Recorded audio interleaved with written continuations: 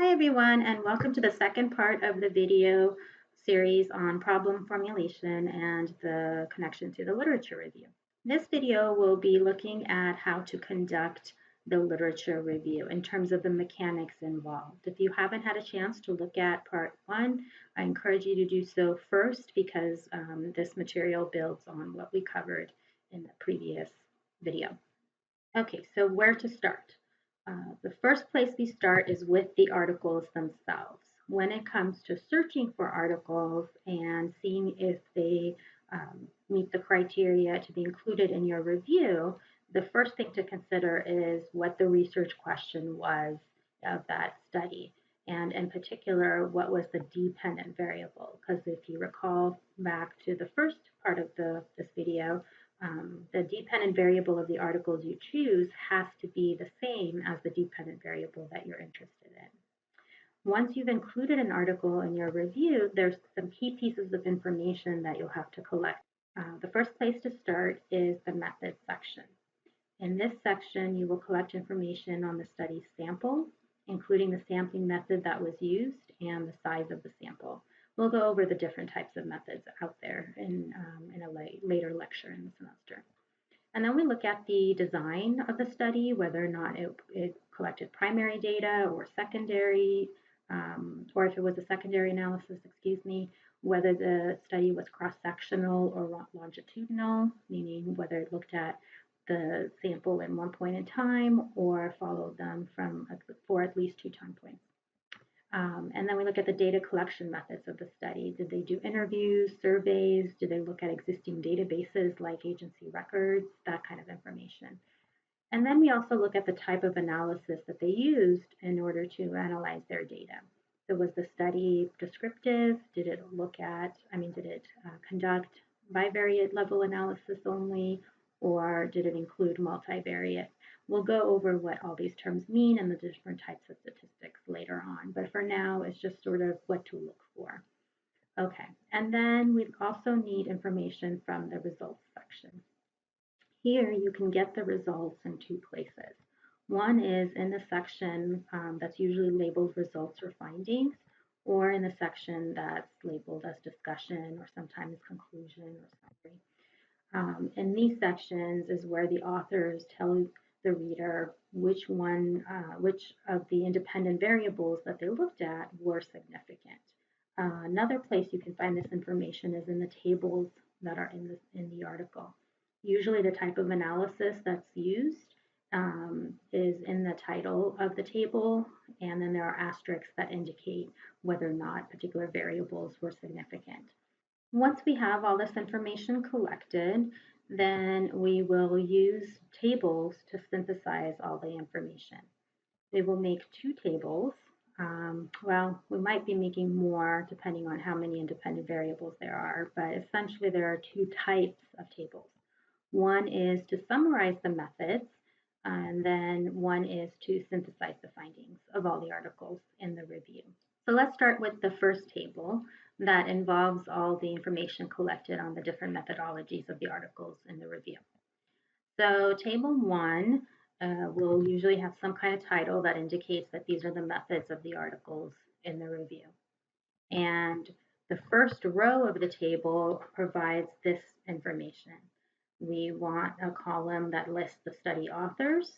We want a column that has sample information, a column that has the method of data collection that was used, and then a column for the analysis. So this is just like that previous slide in terms of the information that you need to collect for each one, except now we're going to take that information and put it in summary form here.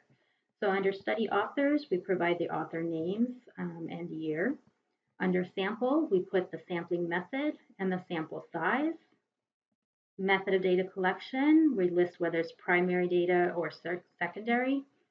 If it is secondary, we also want to name the source. I forgot to put that on the other slide.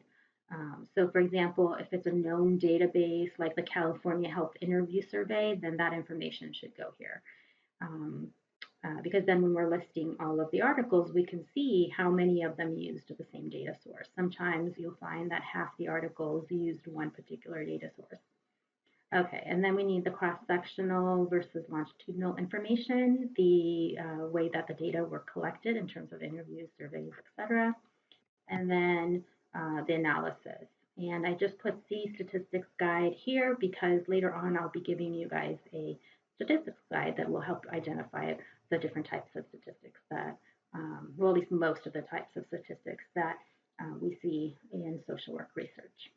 So here's just an example. Made up, this is a made up study. So let's say we have Erdos and Berger, 2017. They used a convenience sample of parents responding to advertisements at 3 large daycare centers. And it was a sample size of 188 parents. I don't think we've gone over this yet, but the N that you see refers to the sample size, the number of people in the study. And lowercase n is for samples, and uppercase N is for population. In this made-up example, they used primary data, and it was a cross-sectional internet survey. In this case, they did bivariate only, chi-square tests, t-tests, etc. And again, don't worry about this for now. We'll go over it later, but it's just to know that you'll have to have that information in the table. And then you just go down the list of all your articles, and each row becomes an article, and you're filling in all of this information that you collected. Okay, now in terms of the second table, the predictors or the independent variables that were related or not related to intergenerational abuse, we need to pop over to Excel for that. So what I'm going to do is escape out of here and then go to Excel. Okay, so the reason I start in Excel is because you can easily copy and paste over this information into Word, which is where this information will eventually end up. But you have all of these columns here that can go on and on and on that will represent all the independent variables. So we start with the first cell in A1, and we try to type this, the study author. So just like in table 1, and I'm just going to bold so it's clear that these are the labels. Okay, so again, I'm going to make up some studies as we go. So what we do is we open up the first article and we put in the author's name. Oh my gosh, I really didn't type. Okay. So we're looking at this first article, and we looked at their independent variables. And we say, okay, what independent variables did this particular study look at? And let's say this one looked at gender and marital status. Those were the only 2 independent variables that she looked at. So what did she find? Did she find that gender was significant? And let's say she did. You say, yes, it's significant. Okay, how is it significant? Is it the moms? Is it the dads? And in this case, let's say she found that mothers were more likely to abuse their child. And then we look at the second variable and we say, okay, was marital status significant? And in this case, we say, yes, it was. And okay, who was more likely? The single parents. And that's it. We're done. These were the only 2 independent variables that she looked at. So we go to the second article. And we say, okay, what independent variables, did they include? Did they include gender? Oh, yes, they did. What did they find? Yep, they found the same thing. Mothers were more likely. Did they include marital status? No, did not include this variable. Okay. And is that it? Or do they look at other variables? Maybe variables that this first study did not look at. And sure enough, they did. They looked at race ethnicity. Okay, well, we know that this particular study did not include it. So let's mention that first of all in here. Okay, what did Erdos and Berger found? Well, they found that yes, race was significant. And how so? Which groups were more likely to abuse their children? We would ask of this article. And it turns out that African Americans compared to Caucasians were more likely. But there were no differences for the other categories. Okay. And you see I'm using shorthand. This is all just information for myself so that I have it in front of me in order to find patterns. Okay, so I made this notation. And then I say, okay, what other variables did this particular study look at? And in fact, that was it. So we go to the third one. Here we have Lucine 2007.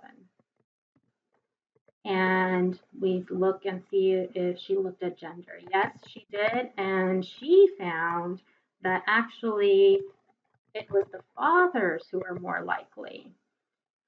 But she looked at marital status, and it was the same in terms of single parents being more likely. She also looked at race ethnicity, but in this case, it was the Latinos compared to Caucasians that were more likely, but there were no differences for the other categories. And then we say, okay, is that it? Or did she look at something else? And in fact, it turns out she did. She looked at education. Okay, when we know that this first study did not look at that variable, and neither did the second one. So what did Lucine found? She found that low education was related to, or low education was predictive of intergenerational abuse. Okay, any other variables? Nope, that's it. So then we go to our fourth article, and in this case, we'll do Schrader, 2002. And did he look at gender? Why, yes, he did. And he found that it was the mothers. Marital status? Yep, single. Did he look at race, ethnicity? He did, but there was no difference. There were no differences by race. What about education? Yes, Schrader did look at education, and he too found that low education was related. But and now at this point, you realize, wait a second, he measured low education as years of schooling, while Lucine looked at it as less than high school versus high school. So that's a slight difference in how these two variables were measured. And it might be important to know later, so we make a notation about it. Okay, then we move on to, oh, I'm sorry, no, we don't move on. We say, okay, Schrader, did Schrader look at anything else? And lo and behold, he did. He looked at income. Okay, so we know that these folks here did not look at income. Well, what did he found? He found low income measured as household income was related. The lower the income, the more likely to abuse. Again, I'm making this up, okay? Okay, so we would just go on and on with all of our articles, down to the 15, 16, 17, 18, 19, whatever we have. And as you can see, when we do this, we may end up with a listing of a whole bunch of independent variables: substance abuse, poverty, type of abuse of the parent, and et cetera, et cetera, et cetera. And so it can get pretty long. And that's, again, why we did this in Excel. But what this helps us do is see first of all, how many articles included a particular gender, a particular variable. And in that sense, we get one piece of information. So like, let's say I have all these articles listed, and these are the only two that look at education. Well, that tells me something, that this is an area that needs more investigation. What did these two find? Versus, let's say I look at gender across all of these articles, and they all say, except for this one, that mothers are more likely to abuse their children. Now I have another piece of information in terms of the patterns across the literature. So all of this information is helpful for our literature review. And we will use some of this information to make tables that will go in our literature review that will help us to describe these patterns. Some of the variables that perhaps don't have as many studies, and we come up with a cutoff, like let's say there was only one study out of the 15 that looked at income, well, this variable then is not going to make it onto the table in Word. We'll still discuss it. We'll put it in a section called Other Variables of Interest and then discuss the study and describe it. But in terms of what makes it to the table in Word, we look for the variables that were included in most of the studies. Okay, so in Excel, we've put in this information and it has a lot of notations that are helpful for us. But not all of this information will make it to the table. Why? Because it's a little confusing for someone who didn't do the review themselves. When we want to make a table for our literature review in terms of the assignment and then chapter 2 for your thesis or research project, we have to convey this information in an easy to understand way.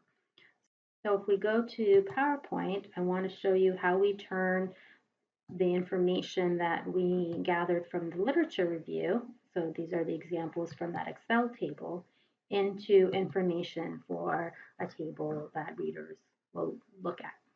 So I have study authors, and then here's what the column was called, the variable was called in Excel, gender.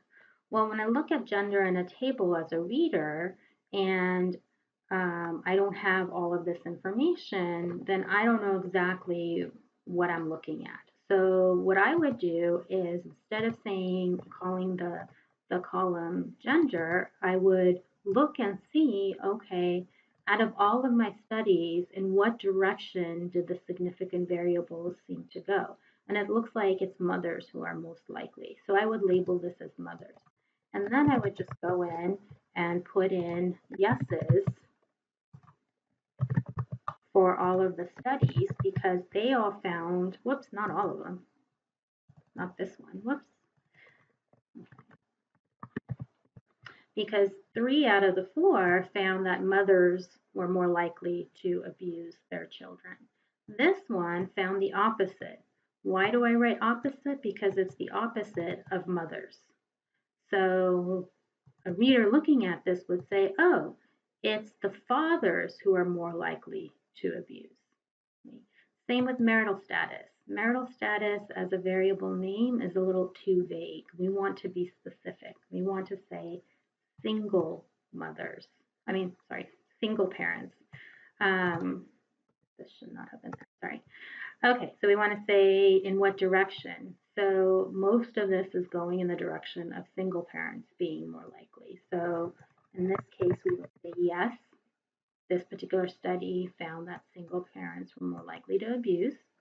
This study did not include the variable. And we put a little notation like this that indicates to the reader that this study did not include it. And then we say yes and yes as well.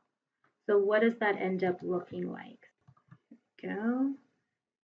So this is the table that I was just working on, and then I took this information from this column and that column, and then I added all the other information from Excel, and changed things up a little bit, added a few more slides, a few more studies. But in essence, you can see then that we have the 2 columns from before, and then now instead of race or ethnicity, I've labeled it minority.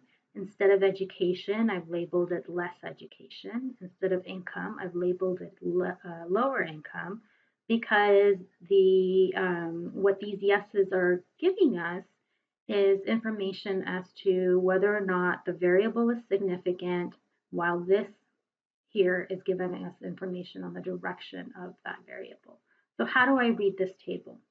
I read this table like this.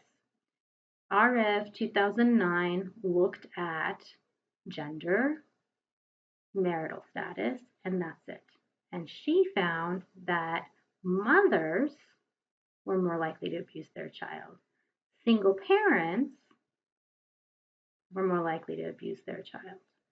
Erdos and Berger also found, also found that mothers were more likely to abuse their child, but they did not look at marital status. Instead, they looked at minorities compared to Caucasians. And this yes is telling me that yes, minorities compared to Caucasians are more likely to abuse their children. But remember, there was some notations that kind of qualified or clarified what this yes means. So we put a little superscript 1, and I'll show you how to do that, and we add this notation. The study found African American mothers, let's say that's what it was, were more likely to engage in abuse compared to Caucasian mothers. Other comparisons were not significant. So maybe this wasn't significant for fathers. It was just for mothers. That's important information that we need to annotate. Okay, now we go on to leucine. I would interpret this as a reader that the variable of gender was significant, but it was in the opposite direction, opposite to mothers. So who's the opposite to mothers? Fathers. So fathers are more likely to abuse their children. Single parents, yes. Again, same finding as before. With minority, we have another superscript here because if you recall, there was some other information. The study found that Latino fathers were more likely to abuse compared to Caucasian fathers. No other comparisons were significant. So this race ethnicity variable is turning out to be very tricky. It's not clear cut what the patterns are, and that's why we need these annotations. Leucine also included less education. And so we annotate that by saying the study measured education as less than high school, and more than high school. Okay, that was a little different than how I said it, measured it in the Excel, but in any case, the details don't matter. The main point here is that we're putting in information to clarify the findings. Okay, let's do a couple more. Here, if we look at what this no difference is saying, it's saying Schrader included gender and found that there was no difference between minority. Did I say gender? I meant African Americans. Sorry. Oh my gosh.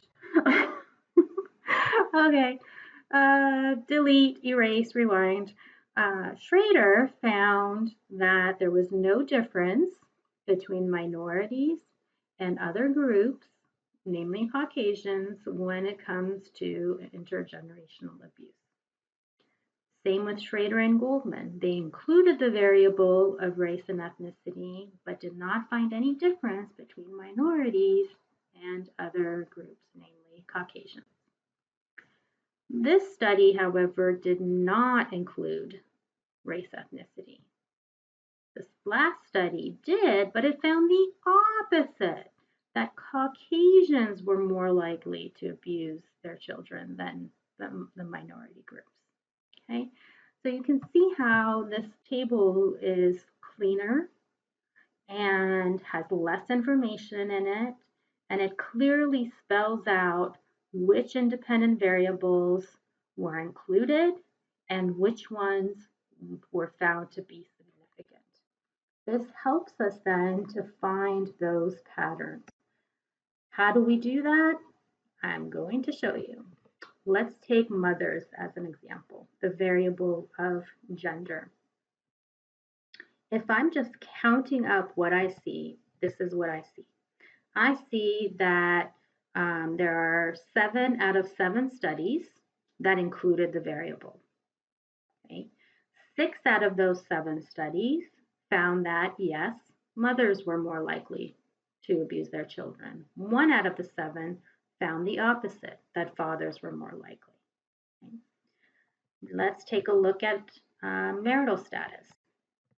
In this case, only 6 out of the 7 studies included the variable, but 6 out of the 6 said that yes, being single is related to abusing. Now let's take a look at race ethnicity, the conflicting one, right? So 5 out of the 7 studies looked at this variable, only 5 out of the 7. If we look back at gender, all 7 of the studies looked at gender, but for race ethnicity, only 5 did. And then 2 out of those 5 found that yes, minorities were more likely to abuse their children. 2 out of the 5 said that there was no difference. And 1 out of the 5 found the opposite, that Caucasians were more likely to abuse their children. So as we just, we've said before, or I said before, this is conflicting information. The pattern is not clear as to what is happening. Whereas if we look at gender and marital status, the pattern is clear. These variables are important. Even though for gender, one study found the opposite, it was only one study. And we may want to look at the methodologies of that study, the method of that study to see if it was somehow different than the others. But in general, the conclusion we would draw from just this information in the table. Okay, I forgot what I was saying. Okay, the information that we have before us leads us to conclude the following. Gender is significant, such that mothers are more likely to abuse their children. Marital status is significant, such that single parents are more likely to abuse their children. Education is important because those with less education are more likely to abuse their children. And that's it. There are conflicting results with regard to race, ethnicity. So I guess that wasn't it. Okay, there's more.